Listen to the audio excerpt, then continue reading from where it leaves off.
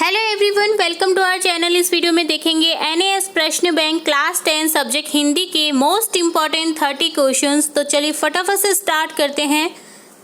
यहाँ निर्देश में दे रखा है प्रश्न पत्र में हिंदी विषय के कुल 30 प्रश्न हैं। सभी प्रश्न बहुविकल्पीय हैं। यहाँ आपको बहुविकल्पीय प्रश्न दिए जाएंगे जिसमें कुल टोटल इस सेट में है 30 प्रश्न। ठीक है, सभी के उत्तर देना अनिवार्य है। तो चलिए स्टार्ट करते हैं। यहाँ सबसे पहले दे रखा है निम्नलिखित गद्यांश को ध्यानपूर्वक पढ़कर प्रश्नों के उत्तर दीजिए। तो यहाँ एक गद्यांश दे रखा है जिसे हमें केयरफुली रीड करना है, अच्छे से पढ़ना है।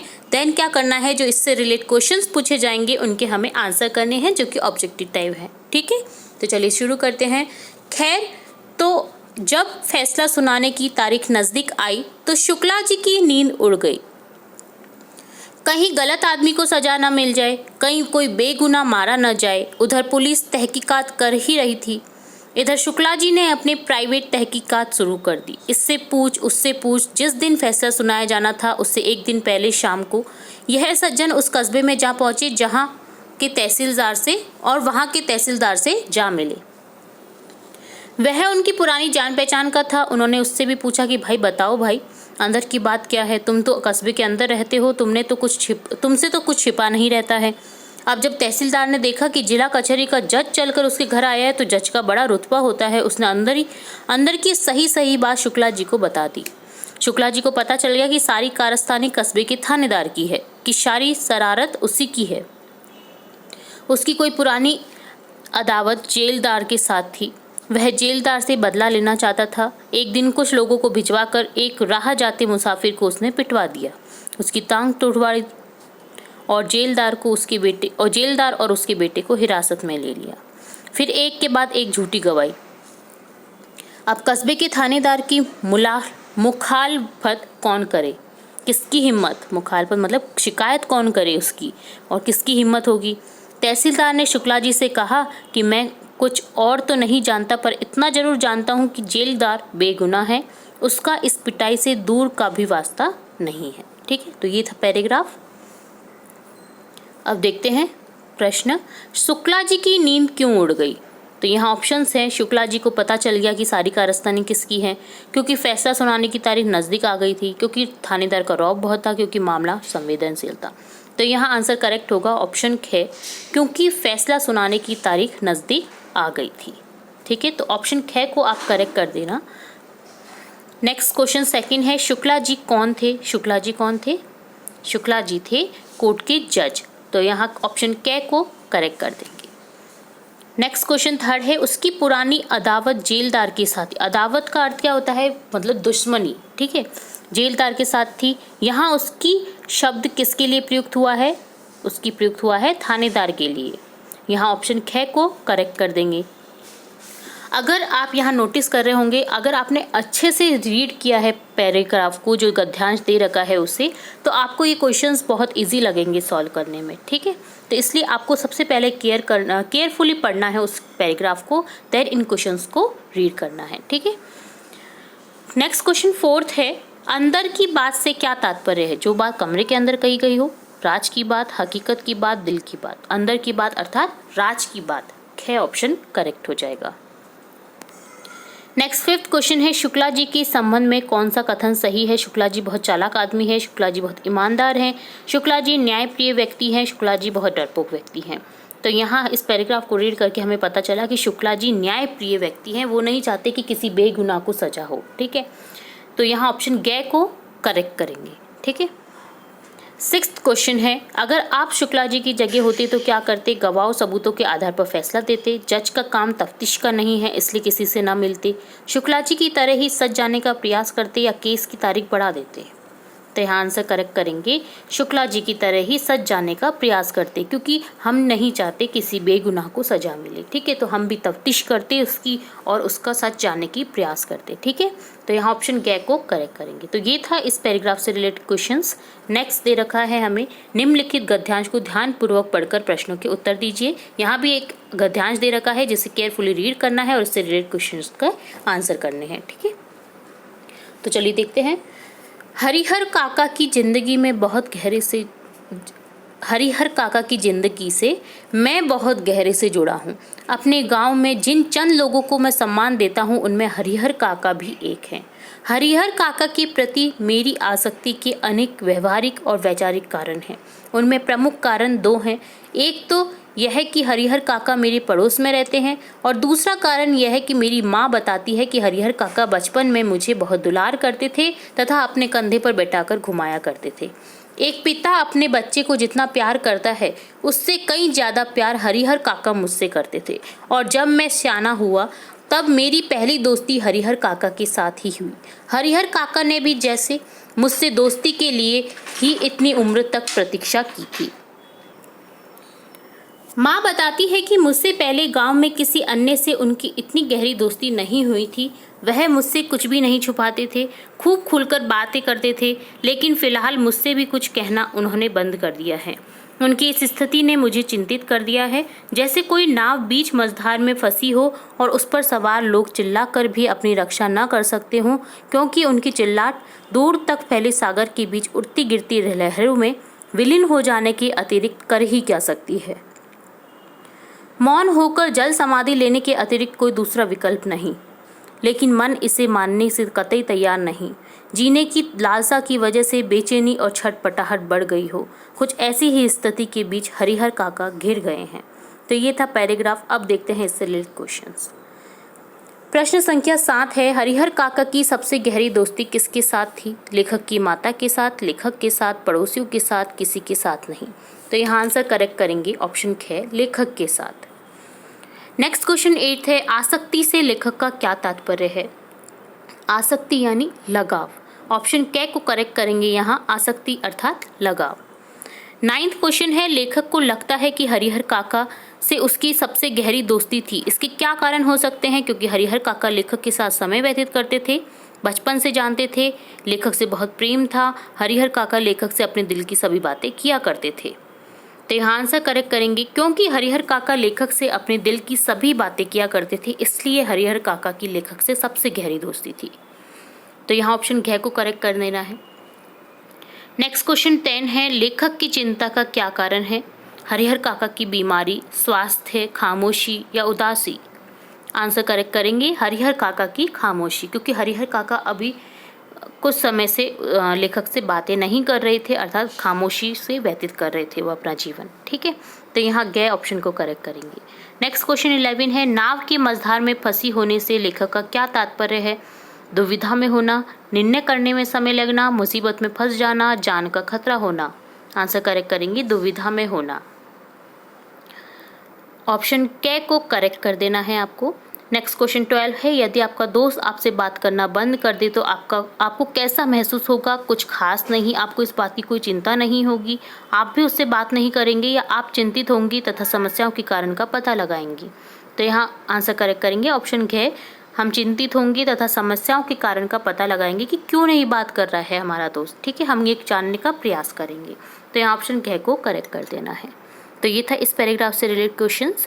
नेक्स्ट दे रखा है, निम्नलिखित पद्यांश को ध्यानपूर्वक पढ़कर प्रश्नों के उत्तर दीजिए। पहले हमें गद्यांश दे रखे थे 2, अब दे रखे हैं पद्यांश। पद्यांश यानी कोई कविता का एक अंश। ठीक है, तो यहाँ देखते हैं, मनमोहनी प्रकृति की गोद में जो बसा है, सुख स्वर्ग सा जहाँ है, वह देश कौन सा है? जिसका चरण निरंतर ऋत्विष धो रहा है, जिसका मुकुट हिमालय, वह देश कौन सा है? नदियाँ जहाँ सुधा की धारा बहा रही हैं, सींचा हुआ सलोना, वह देश कौन सा है? जिसके बड़े रसीले फल, कंद, नाज, मेवे सब अंग में सजे हैं, वह देश कौन सा है? जिसमें सुगंध वाले सुंदर प्रसून प्यारे दिन रात हंस रहे हैं, वह देश कौन सा है? मैदान गिरी वनों में हरियालियाँ हरियालियाँ लहकती, आनंदमय जहाँ है, वह देश कौन सा है? जिसकी अनंत धन से धरती भरी पड़ी है, संसार का शिरोमणि, वह देश कौन सा है? सबसे प्रथम जगत में जो सभ्य था यशस्वी, जगदीश का दुलारा, वह देश कौन सा है? पृथ्वी निवासियों को जिसने प्रथम जगाया, शिक्षित किया, सुधारा, वह देश कौन सा है? जिसमें हुए अलौकिक तत्व के ब्रह्म ज्ञानी, गौतम, कपिल, पतंजलि, वह देश कौन सा है? छोड़ा स्वराज तृणवत आदेश से पिता के, वह राम थे जहाँ पर, वह देश कौन सा है। निस्वार्थ शुद्ध प्रेमी भाई भले जहाँ थे, लक्ष्मण भरत सरीखे, वह देश कौन सा है। देवी पतिव्रता सीता जहाँ हुई थी, माता पिता जगत का, वह देश कौन सा है। आदर्श नर जहाँ पर थे ब्राल ब्रह्मचारी, हनुमान भीष्म शंकर, वह देश कौन सा है। विद्वान वीर योगी गुरु राजनीतिज्ञों के, श्री कृष्ण थे जहाँ पर, वह देश कौन सा है। विजयी बलि जहाँ के बेजोड़ सूरमा थे, गुरु द्रोण भीम अर्जुन, वह देश कौन सा है। तो ये थी बहुत ही प्यारी कविता। नेक्स्ट अगला पद्यांश है इसी में, जिसमें ददिशी दानी हरिश्चंद्र कर्ण से थे, सब लोक का हितैषी, वह देश कौन सा है। वाल्मीकि व्यास ऐसे जिसमें महान कवि थे, श्री कालिदास वाला, वह देश कौन सा है। निष्पक्ष न्यायकारी जन जो पढ़े लिखे हैं, वे सब बता सकेंगे, वह देश कौन सा है। 36 कोटि भाई सेवक सपूत जिसके, भारत सिवाय दूजा, वह देश कौन सा है।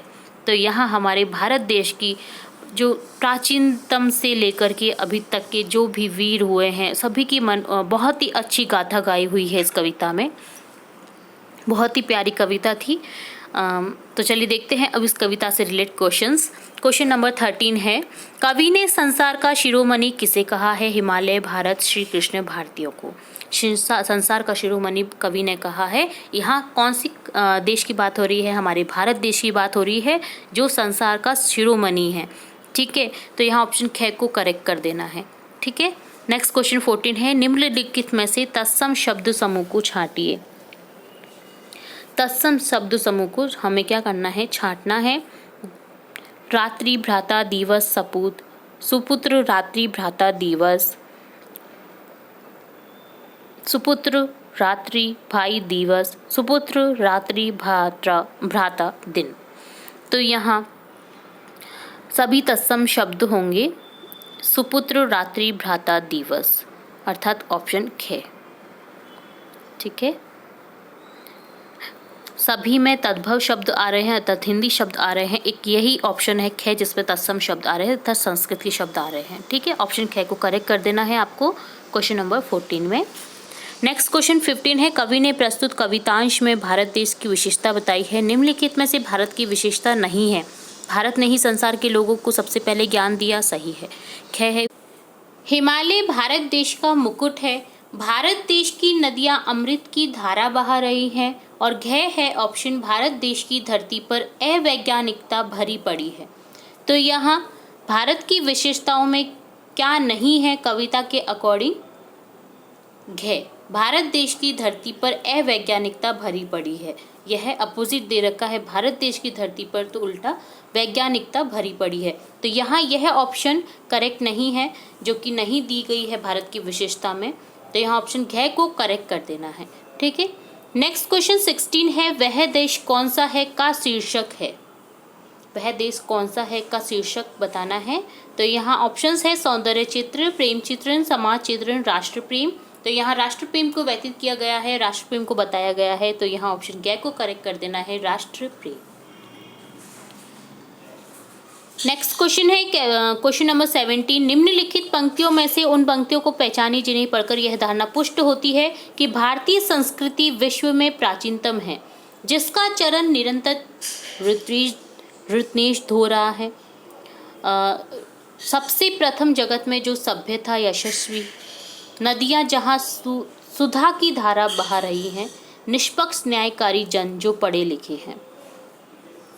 तो भारतीय संस्कृति विश्व में प्राचीनतम है, यह पंक्ति किस लाइन से शो हो रही है।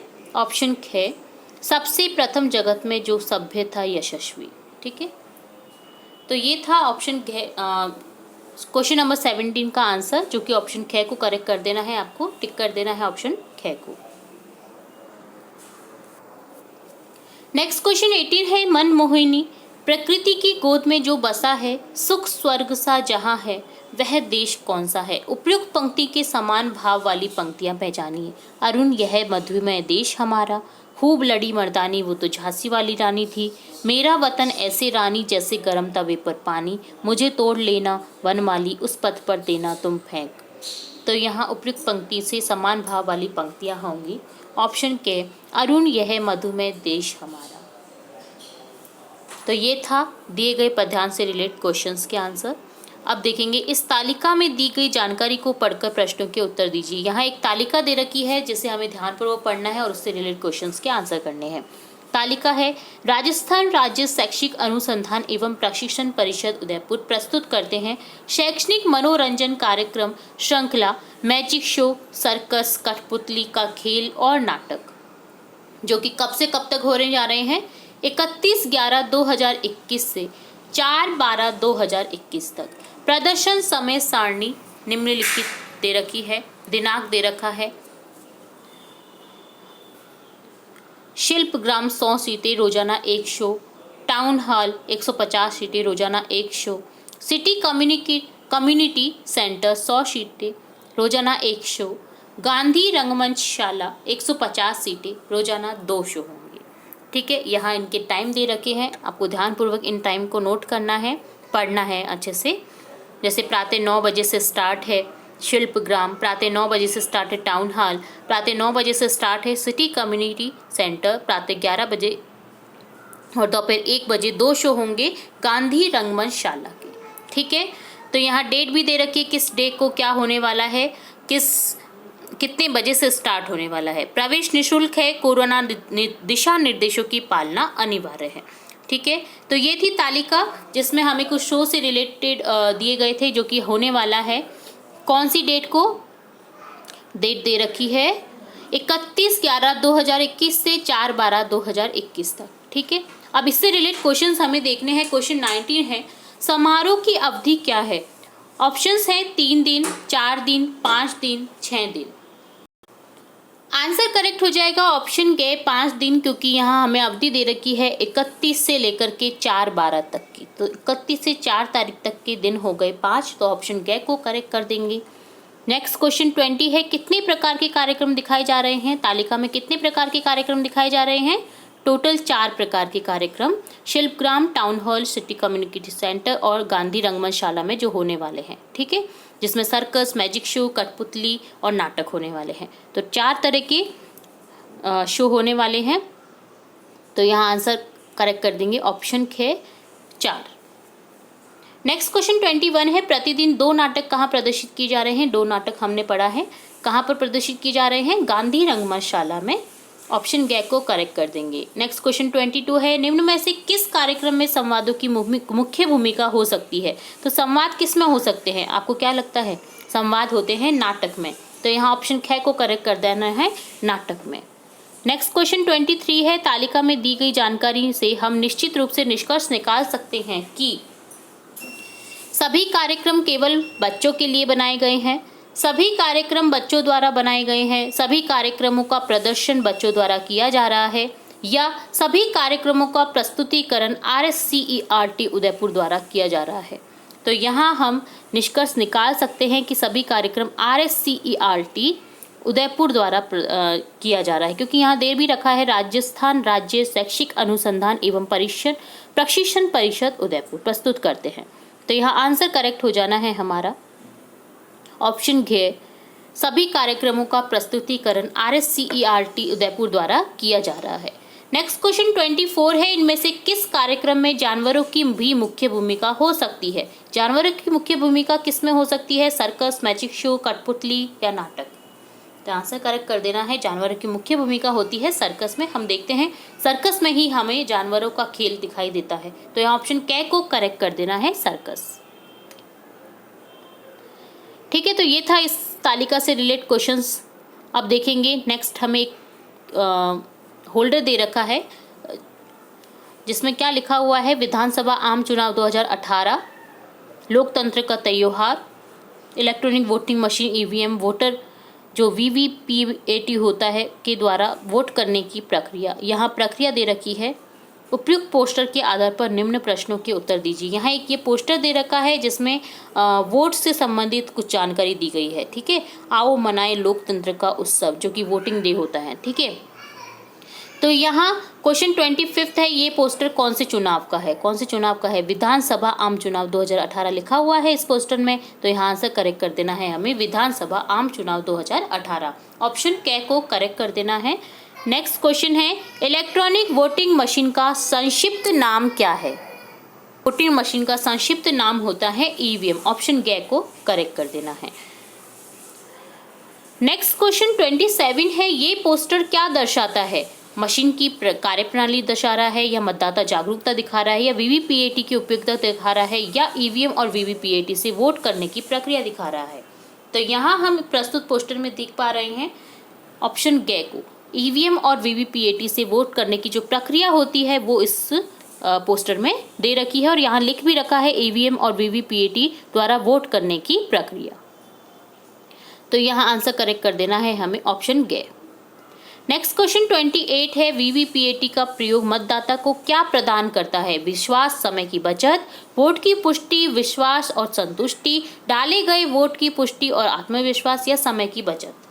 तो यहाँ लिखेंगे ऑप्शन ख, वोट की पुष्टि, विश्वास और संतुष्टि। वीवीपीएटी का जो प्रयोग होता है वो मतदाताओं को प्रदान करता है। ऑप्शन ख, वोट की पुष्टि, विश्वास और संतुष्टि। नेक्स्ट क्वेश्चन 29 है, अक्रम ने अपने मत का प्रयोग किया, उसे कैसे पता चलेगा कि उसके द्वारा दिया गया वोट उसी प्रत्याशी को गया जिससे उसने वोट दिया है? वीवीपीएटी द्वारा, बैलेट मशीन द्वारा, कंट्रोल यूनिट द्वारा, या पता नहीं किया जा सकता? तो आंसर करेंगे करेक्ट वीवीपीएटी द्वारा, जिसमें हमें पता चल जाता है कि हमने किसे वोट दिया है। ठीक है, तो ऑप्शन क को करेक्ट कर देना है वीवीपीएटी द्वारा।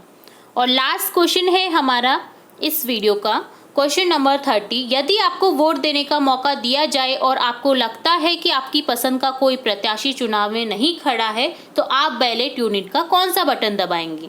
अगर आपको पसंद नहीं है आपका प्रत्याशी जो चुनाव में नहीं खड़ा हुआ है, अगर आपका जो प्रत्याशी पसंद है आपको वो चुनाव में नहीं खड़ा हुआ है और आपको वोट नहीं देना है, तो आप कौन सा बटन दबाना चाहेंगे? किसी भी अन्य प्रत्याशी के सामने वाला बटन दबा देंगे, या किसी भी बटन को नहीं दबाएंगे, या स्पष्ट नहीं है, या नोटा का बटन दबाएंगे? तो अगर हमें वह आदमी जो पसंद नहीं है अगर खड़ा हुआ है, या फिर हमारी पसंद के अकॉर्डिंग आदमी खड़ा नहीं हुआ है वोट में, तो हमें क्या दबाना होगा? नोटा का बटन। तो ऑप्शन ग को करेक्ट कर देना है, नोटा का बटन दबाएंगे, जो कि आजकल बहुत प्रचलित हो रहा है। ठीक है, तो यहाँ ऑप्शन ग को करेक्ट कर देंगे। तो ये था आपके एनएस प्रश्न बैंक क्लास 10 सब्जेक्ट इंग्लिश के मोस्ट इंपॉर्टेंट 30 क्वेश्चंस। इससे आगे हम अगले और भी 30 क्वेश्चंस देखेंगे पार्ट सेकंड में। तो ये था आपका आज का कंप्लीट वीडियो। हम फिर मिलते हैं नेक्स्ट वीडियो में एक और नई वीडियो के साथ। तब तक के लिए धन्यवाद।